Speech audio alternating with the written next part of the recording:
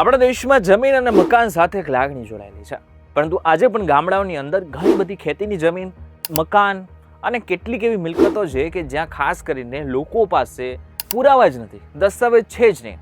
હવે તેઓ વર્ષોથી ત્યાં રહે છે, પરંતુ એક ડર ચોક્કસથી એમને હોય છે કે આગળના સમયમાં કોઈ આવીને એમ તો નહીં કહે ને કે તમારે ઘર હવે ખાલી કરવું પડશે, કોઈ કબજો તો નહીં કરી જાય ને.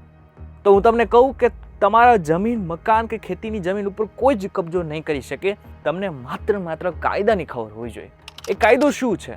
કાયદો એમ કહે છે કે જો આગળના સમયમાં વર્ષો સુધી તમે એ જ જગ્યા ઉપર રહો છો ને, તો આગળના સમયમાં કોઈ પણ વ્યક્તિ એ જમીન તમારી પાસેથી ખાલી નહીં કરાવી શકે. પરંતુ આની અંદર કેટલીક એવી વસ્તુ છે કે જે તમારે ધ્યાનમાં રાખવી જરૂરી છે. બેઝિકલી આ બધી જ વસ્તુને એડવર્સ પોઝેશન કહેવામાં આવે છે. આ એડવર્સ પોઝેશન છે શું, કઈ રીતે કામ કરે છે અને આગળના સમયમાં કઈ રીતે એ સાબિત કરવાનું છે કે એ જમીન તમારી જ છે, આ બધું જ જો તમારે જાણવું હોય ને તો ધ્યાનથી સાંભળજો. હું તમને એક વાત કહું.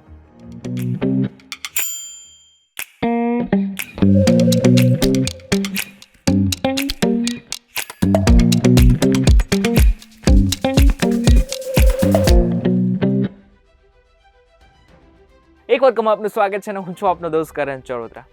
હવે સૌથી પહેલા આપણે એ સમજી લઈએ કે એડવર્સ પોઝેશન છે શું. એક કાયદો છે જેનું નામ છે લિમિટેશન એક્ટ 1963. આ કાયદો એવું કહે છે કે જો કોઈ વ્યક્તિ કોઈ બીજાની ખાનગી જમીન કે મિલકત પર સતત 12 વર્ષ કે તેથી વધુ સમયથી કબજો ધરાવે છે અને આ સમયગાળા દરમિયાન મૂળ માલિક પોતાની જમીન પાછી મેળવવા માટે કોઈ કાનૂની પગલાં લેતો નથી, તો 12 વર્ષ પછી મૂળ માલિકનો એ જમીન પરથી હક આપોઆપ સમાપ્ત થઈ શકે છે. અને આવા સંજોગોની અંદર જે વ્યક્તિ 12 વર્ષ કે તેથી વધારે સમય માટે ત્યાં રહી રહ્યો છે ને, એમને જમીન મળી શકે છે. હવે એડવર્સ પોઝેશનનો તમારે દાવો કરવો છે ને, તો બેઝિકલી તમારે 3 શરત છે જેને પૂરી કરવી જરૂરી છે.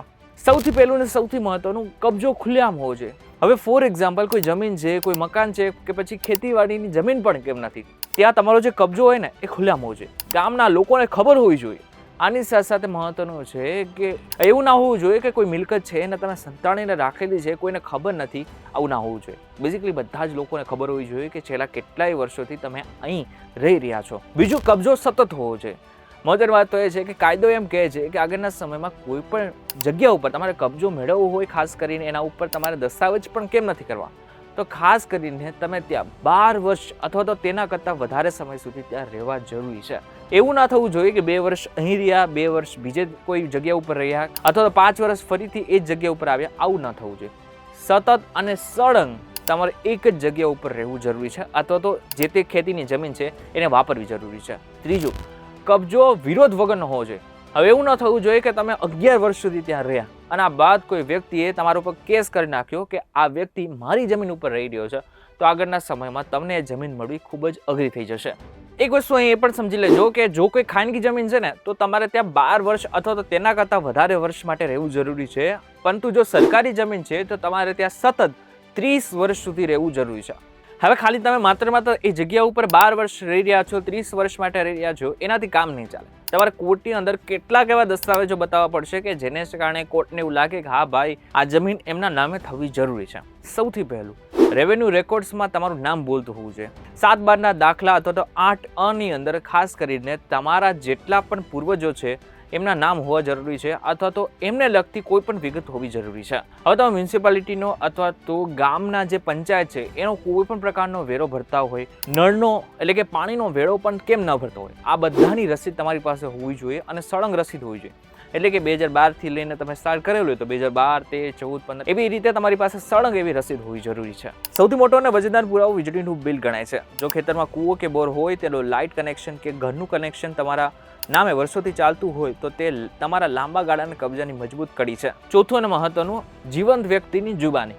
એટલે કે ફોર એક્ઝામ્પલ, તમે જે જગ્યા ઉપર રહી રહ્યા છો ત્યાં તમારી પાસે ફોર એક્ઝામ્પલ દસ્તાવેજ પણ છે, પરંતુ પૂર આવ્યું, કોઈ પણ એવી ઘટના બની ગઈ, કુદરતી એવી આફત આવી ગઈ અને તમારી બધી જ વસ્તુ એટલે કે તમારા દસ્તાવેજો નાશ પામ્યા, તો હવે આગળના સમયમાં શું થશે ખબર છે?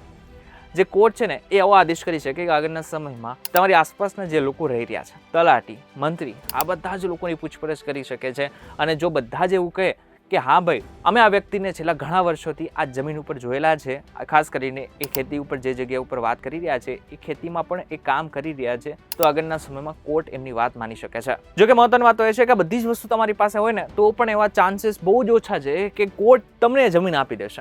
કારણ કે મહત્વની વાત તો એ છે કે આગળના સમયમાં કોઈ પણ વ્યક્તિ એના ઉપર દાવો કરશે ને તો એ જમીન તમને નહીં મળી શકે અથવા તમને મુશ્કેલી પડી શકે છે. મહત્વની વાત તો એ છે કે જ્યારે તમે એવી કોઈ જમીન ઉપર કબજો મેળવવા માંગો છો કે જે જમીન માટે તમારી પાસે કોઈ પણ પ્રકારના દસ્તાવેજ નથી, તો આગળના સમયમાં કોર્ટ તમને શંકાની નજરે ચોક્કસથી જોઈ શકે છે. અને તમે ફોર એક્ઝામ્પલ 12 વર્ષ કે પછી એના કરતાં વધારે સમય માટે કોઈ જગ્યા ઉપર ભાડેથી રહી રહ્યા છો, ભાડુઆત છો, તો ચોક્કસથી આવી ભૂલ ના કરતા કે આગળના સમયમાં એ જમીન તમારી થઈ ગઈ છે, 12 વર્ષ કરતાં વધારે સમય થઈ ગયો છે, આવી ભૂલ ના કરતા. એવા કેસીસની અંદર તમને મુશ્કેલી પડી શકે છે. ત્યારે આજના વિડીયોમાં તમને ખબર પડી ગઈ છે કે કોઈ જગ્યા ઉપર તમે સતત રહી રહ્યા છો અને જમીન ખરેખર તમારી છે, આગળના સમયમાં એમના માટે દાવો કરવાનો છે, તો કઈ રીતે કરવાનો છે અને શું જરૂરી પડશે, કયા દસ્તાવેજો જરૂરી છે. આ વિડીયો પસંદ આવે તો વિડીયો લાઈક કરી નાખજો. ખાસ કરીને એક વસ્તુ હજુ પણ સમજી લેજો કે તમારે નાની મોટી કોઈ પણ પ્રકારનું કામ કરવું હોય કે અથવા તો તમારે કોઈ સલાહ લેવાની હોય ને તો આ વિડીયો માત્ર એજ્યુકેશનલ પર્પઝ માટે બનાવેલ છે. તમારે નાનામાં નાની સલાહ માટે કોઈ પણ વ્યવસ્થિત વકીલને મળી લેજો, એ વ્યવસ્થિત સલાહ તમને આપી શકે છે. વિડીયો પસંદ આવે તો વિડીયો લાઈક અને શેર જરૂરથી કરજો તથા આવા જ ઇન્ફોર્મેટિવ વિડીયોઝ માટે VTV ડિજિટલ સાથે જોડાયેલા રહેજો.